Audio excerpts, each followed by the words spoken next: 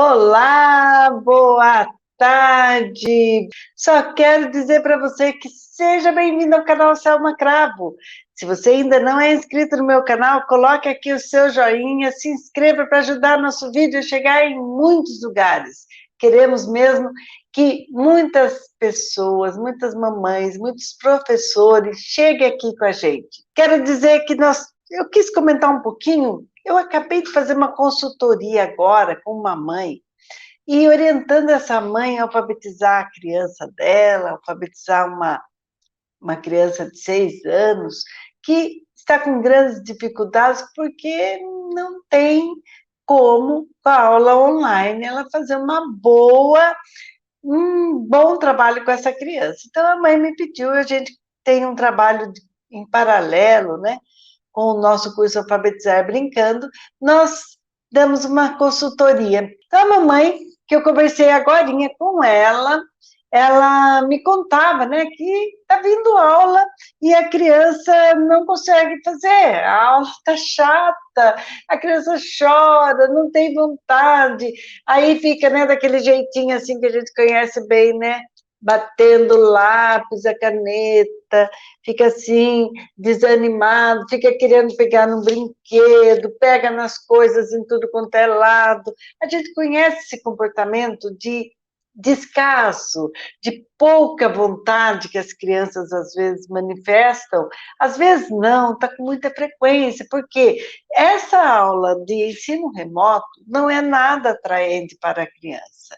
E aí ainda professores se dirigem à criança, mas não manda um vídeo, manda às vezes só a tarefa para fazer, manda folha impressa. A folha impressa exigindo da criança que ela já saiba escrever, numa fase que ela tem que construir a alfabetização através de uma interação com alguém.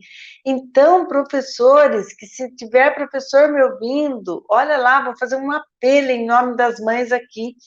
Converse diretamente com as mães, ensinem as mães o que elas têm que falar lá com a criança, porque se não houver interação com essa criança, não vai haver aprendizado.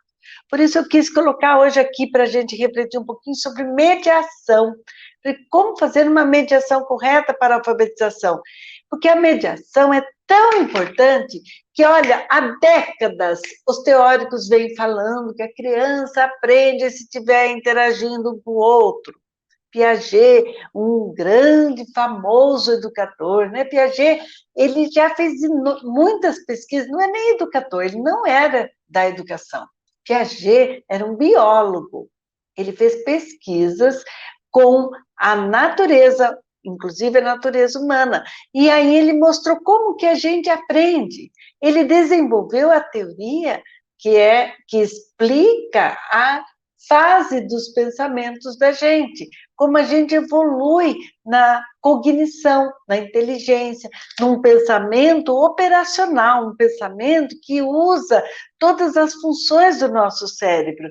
E aí Piaget já falava interação, a forma que a criança vai desenvolvendo o seu pensamento é através de interação, adulto com adulto, adulto com a criança, adulto com ela, adulto, a criança com um livro, com outra criança, criança e criança, a interação tem que acontecer. Então, como que ela vai aprender a alfabetização no ensino remoto se a atividade não proporcionar essa interação? Principalmente que ela tenha oportunidade de refletir sobre a nossa língua, de pensar como que se escreve tal palavra, por que a gente lê tal palavra daquele jeito, se ela não tiver oportunidade de levantar hipóteses de como se escreve e de como se lê, porque se falam muito na internet, a gente ouve muitos pedagogos agora fazendo lives e dizendo sobre teorias de alfabetização, mas se atentando muito à sondagem escrita da criança, mas também tem que entender que a criança passa por fases na leitura, também. E essas fases vão mostrando para a gente como a criança pensa, como ela está entendendo o nosso sistema alfabético. Olha como tem Pergunta aqui, como faz para aprender os sons das consoantes? Consoantes não são ensinadas através de som. Nós ensinamos consoantes dentro da palavra, porque aquela palavra sim tem som. Quando eu chamo uma criança para entender, para ler, ela vai ler a palavra assim como ela escuta a palavra. E não ler a consoante, ler o som do C. O que é isso? A nossa fala não fala assim. Eu vou ensinar casa, eu falo casa, eu não falo a, a. Não é assim. Eu ensino casa. E vou mostrar a palavra escrita para ela. Aí, eu quero ensinar passarinho, eu vou mostrar passarinho. E vou ler para ela essa palavra. Vou ler junto com ela, vou fazer com que ela evolua na alfabetização, construindo o seu conceito através das perguntas que eu vou fazer para ela. A mediação, portanto, é um instrumento na sua mão, na mão da mãe que está com ela em casa e na mão do professor que está com o aluno no ensino remoto atualmente, ou híbrido, ou presencial um dia ou outro, mas você faça a mediação correta. A mediação é essa pergunta, essa interlocução entre você e o pensamento da criança sobre aquilo que ele está aprendendo, aquilo que aquela leitura e aquela escrita. Não tem como a gente ensinar a ler e escrever só no papel, com atividades assim, no papel, que eu pego lá uma atividade, imprimo lá da internet e vou dar para o meu filho, o meu aluno completar. Não é com complete, com ligue, com pontilhados, com cópias que eu ensino a ler. Eu ensino a ler e escrever fazendo a mediação correta. Mediação essa que faça a criança evoluir no seu pensamento. Aí sim eu consigo fazer essa criança aprender. Porque se ela não evoluir na hipótese mental, como ela vai aprender? Ela vai aprender através do seu pensamento? Você pensa por ela e daí você soletra para ela? Soletrar é um grande engano. Você pensa que a criança está decorando aquela letra que ela ouviu você falar que agora é essa, essa, essa? Não é. Isso só leva ao fracasso escolar. Traumatiza a criança e faz a criança se sentir ineficaz. Olha que sério, gente. Faz a criança pensar e acreditar que ela não é capaz. É a crença de autoeficácia. Ela crê que ela não é eficaz. Por quê? Porque toda vez que ela vai escrever, ela tem que perguntar para você e você soletra para ela. Está chamando ela de... Isso mesmo. Daquele que não sabe nada, que não tem inteligência. Está chamando ela assim, e ela começa a se sentir assim, por isso ela rejeita, porque ela não quer passar por isso. Criança nenhuma quer passar pelo dessabor da aprendizagem. Criança nenhuma quer passar pelo fracasso da aprendizagem. Tanto que quando a gente faz as atividades brincantes, atividades prazerosas, ela pede mais. Ela quer, por quê? O cérebro adora aprender e ela quer aprender. Ela quer também, tenho certeza que quer. E é essa mediação correta que eu venho ensinando aqui no meu canal, aqui no Instagram. Portanto, se você não é inscrito ainda no meu canal, se inscreva, toque no sininho para avisar quando eu entrar ao vivo. Que nem hoje, que deu vontade, eu entrei aqui. Porque quando eu converso com uma mãe, eu fico provocada. Fico muito provocada quando eu vejo a escola ainda mandando atividades tradicionalíssimas que não levam à alfabetização jamais, jamais sem a interação com o adulto, sem a interação correta, sem uma mediação correta. Jamais essa criança irá aprender sozinha. Ainda vem a atividade exigindo que ela escreva, sendo que ela não foi alfabetizada ainda. Como que ela vai escrever? Lógico que alguém vai ditar. E aí alguém ditando vai ensinar? Não. Vai dizer para ela que ela é incapaz. E, de novo, nós vamos repetir o fracasso escolar que há décadas já estava sendo superado pela educação. Quer dizer que o ensino remoto está trazendo essa sequela para a nossa educação, para as nossas crianças? É isso que a gente quer para o nosso filho? Não é. Não é de jeito nenhum. Nosso curso Alfabetizar Brincando, eu venho contando com as mães e as mães aprendendo a fazer essa mediação correta. É estranho eu falar, né? Nosso curso é que eu tenho o curso Alfabetizar Brincando e as crianças aprendem brincando, aprendem, de fato estão lendo. Em menos de um mês, você fazendo atividade diária ali, uma atividade curta, rápida, é impressionante. E o que a gente está vendo ali?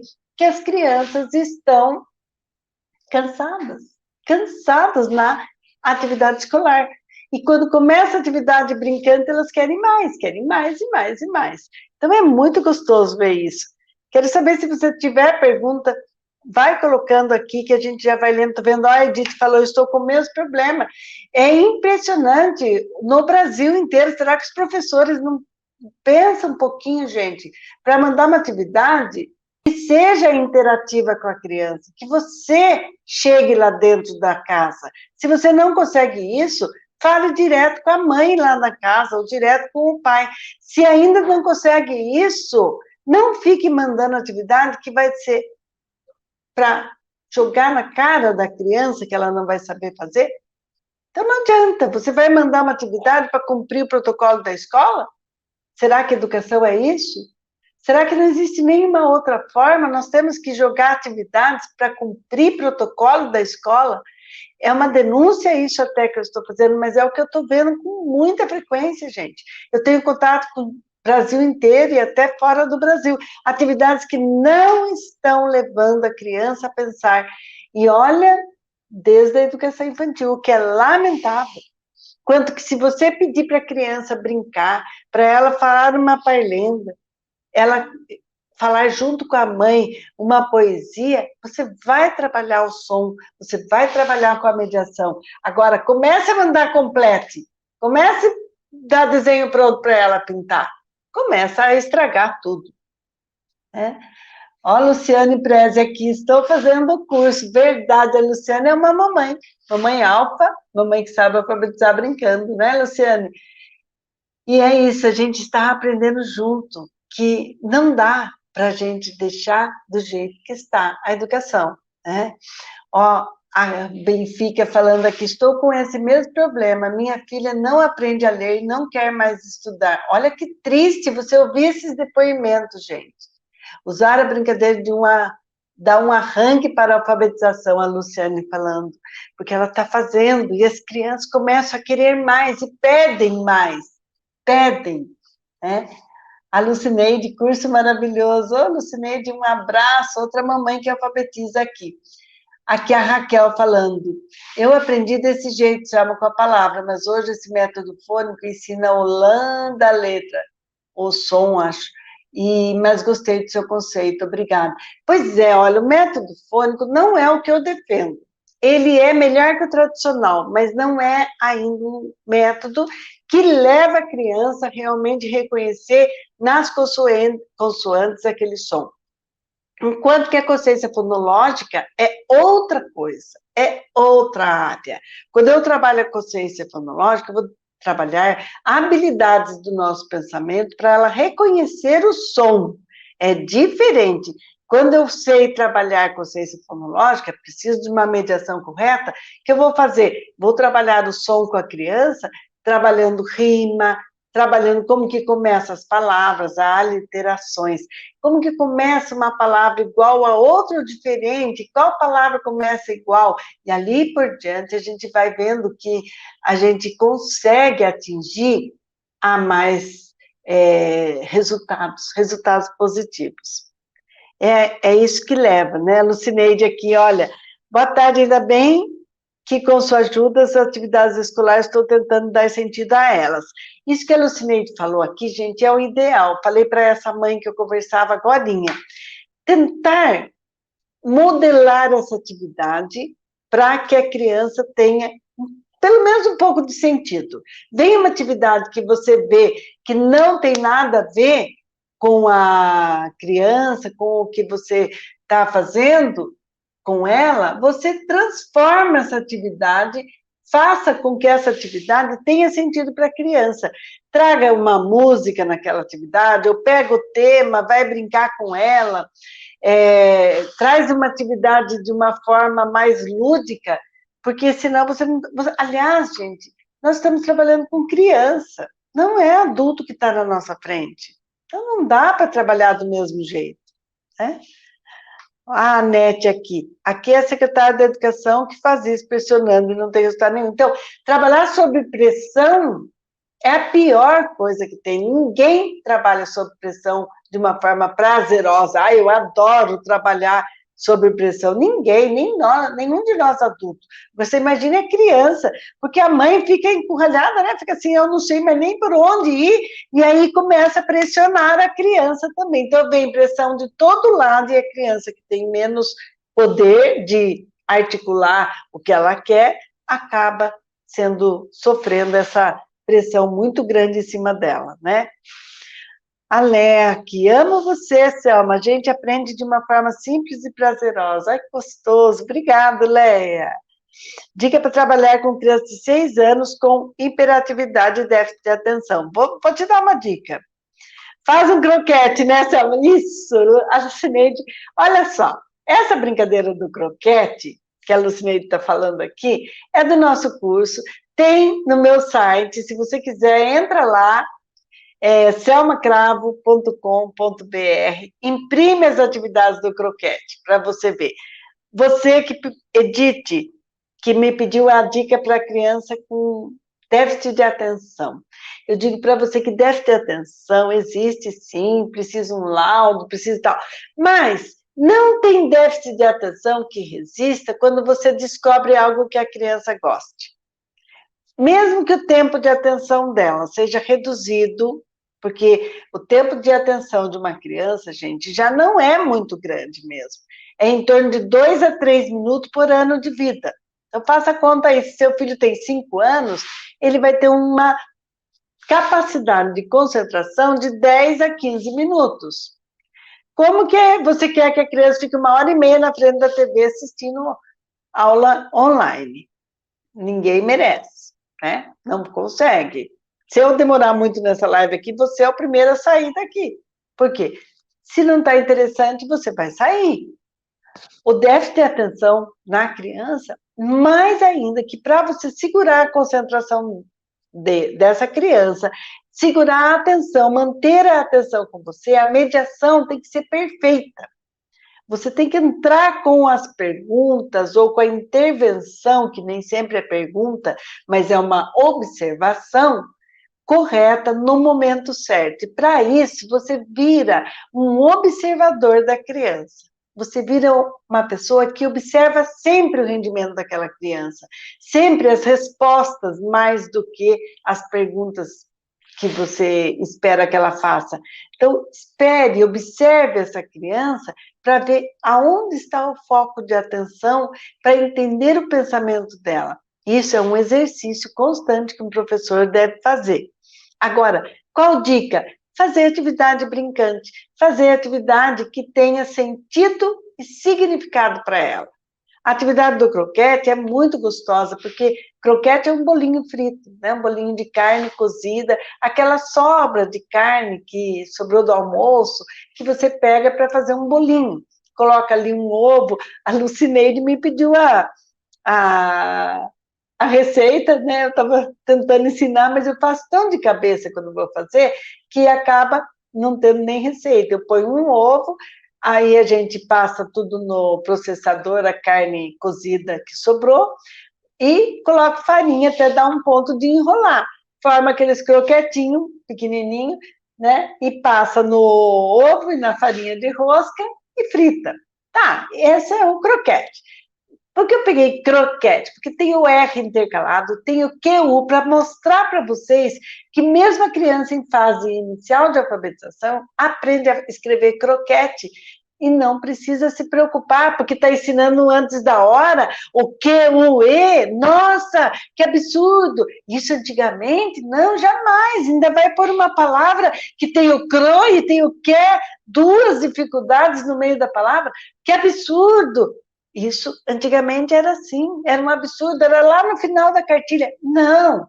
Se a criança brincar de fazer croquete, fizer com você e escrever croquete, ela vai aprender de uma forma deliciosa, fazendo sentido para ela, tendo significado. É desse croquete que eu estou falando, do sentido dele. Ela sabe o sabor, ela comeu, ela brincou, ela fez, ou brincou de massinha com você. Aí não tem criança que não vá prestar atenção um tempo um pouco maior do que a própria capacidade. Um tempo maior do que a própria capacidade. Isso quer dizer o quê? Que eu atinjo mais uma criança que tenha déficit de atenção quando eu faço uma atividade que tem sentido para ela. Agora, fica mandando esses papéis para ela preencher, toda criança vai ter déficit de atenção. Sinto muito. Nós vamos ter 100% aí, então, de diagnóstico de déficit de atenção, agora com a pandemia, porque eles não aguentam mais prestar atenção na aula remota. Então, vamos todo mundo encaminhar as crianças para psicólogo. Vamos encaminhar métodos mais adequados, vamos pensar em estratégias de mediação, usar a mediação de uma forma correta, né? A Cá está falando aqui, estou com esse mesmo problema. Minha filha não aprende a ler e não quer estudar. É muito triste isso, gente. Por favor, vamos pensar que criança tem que aprender da forma que ela tem capacidade de aprender. Né? Carolina falando, deixa eu ver, curso maravilhoso. Sou eu que estava agorinha conversando isso, estou amando o curso, minha filha já teve grande avanço. Opa, olha, Carolina, é verdade, com ela que eu estava falando, gente, por isso eu resolvi entrar aqui, impulsionada. Carolina, obrigada de você estar aqui, obrigada de você ter aberto quanto que é uma dificuldade falar para a criança, fazer a mediação correta, sendo que vem atividade sem sentido, às vezes, para nós. Né? Então, quando a gente consegue, como a Carolina consegue, como ela estava contando que ela faz para dar sentido para aquela atividade tão sem sentido, né? A criança começa a ficar sem vontade, você vai começar a criar. Então, a Carolina conseguiu fazer isso, vai começar a brincar, inventa uma música, canta com a palavrinha, e ali escreve a palavra, e ali vira uma brincadeira. Aí sim consegue realmente melhorar o interesse da criança. Senão, sinto muito, nós vamos achar que as crianças estão todos problemas mesmo. Né? A Elita aqui, suas atividades têm ajudado muito o Felipe nas atividades da escola dele, na escola dele, principalmente com o som das palavras. Fala primeira e o resto vai só. Olha que joia, a Elita também é mamãe do nosso curso, que está ali na... Ó, a Leide aqui também, boa tarde, Selma, também participo do curso. Sou professora, estou enviando as atividades do curso para as mamães fazerem com a criança. Olha como dá para fazer brincadeira, gente. Dá para a gente brincar, dá para ensinar brincando, dá para fazer a mediação correta. É disso que eu estou falando aqui hoje. Eu quis entrar, viu, Carolina? Você me impulsionou de um jeito que eu falei, eu tenho que falar mais, então vou fazer uma live já aqui, porque nós podemos fazer diferente quando a gente quer. Nós podemos marcar a memória do nosso filho de uma forma prazerosa, brincando. Faça a atividade da escola virar uma brincadeira. Faça dessa atividade não uma pressão. Faça como a Carolina está fazendo. A Carol está lá brincando com a filha. E ali nas brincadeiras, nas músicas, nas parlendas, consegue atingir mais o interesse da criança. Como a Lucineide, lá a música Pula, Pula, Pipoquinha, que foi um sucesso. Quando a gente traz uma música, a criança lê a letra daquela música.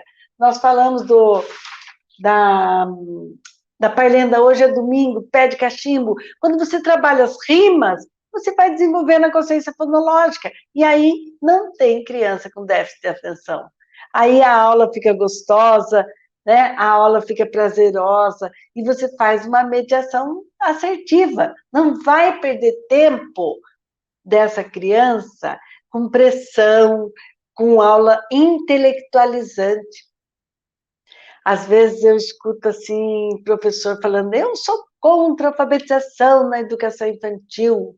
Gente, não é questão de ser contra ou a favor de alfabetização, é ser contra a mediação errada, a ser contra atuar sob pressão com a criança, a intelectualização precoce. Isso eu sou completamente contra.